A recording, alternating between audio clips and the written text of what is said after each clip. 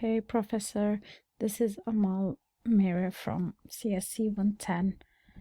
So this is my take on number 2. We're told to write a function, roll 2 dice until sum is prime with the parameters empty, which rolls 2 dice until the sum of the 2 dice is prime.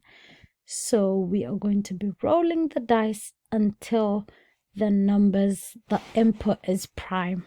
Okay, uses a while loop and the function from question 1 as a helper function, returns a list of the sums of the dice pairs rolled and uses a list accumulator.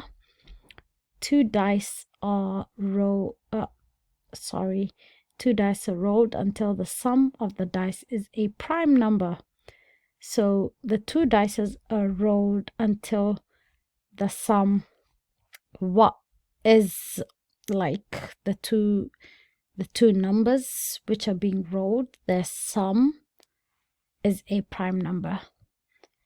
Okay. You can use is prime n as a helper function. Okay, so before starting on question 2, I'm going to define a function is prime n and say if n equal 1, return false. If n equal 2, return true. Else for x in range 2 to n, if n modulo x equal 0, return false, then return true. Okay. This is the function that we're going to use as a function helper.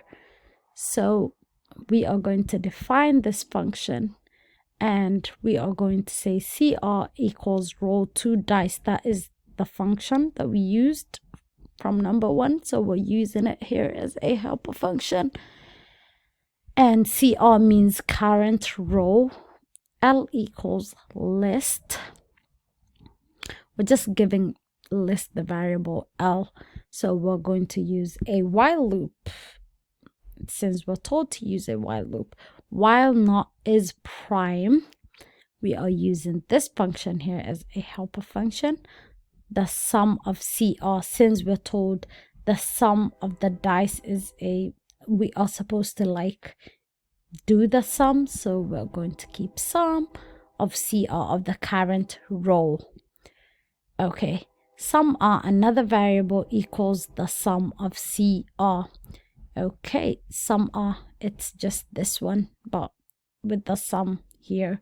But this is a variable, so L dot append sum R.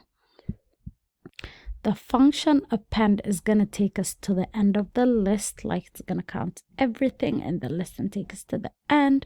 Then we are going to return else, since we are told to use a return statement, return a list of the sums. So we did all of that here, a list of the sums of the dice pairs rolled.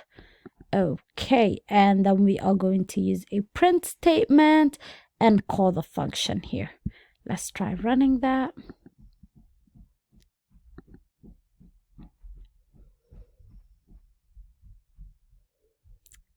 Here it is. And yeah, that's it.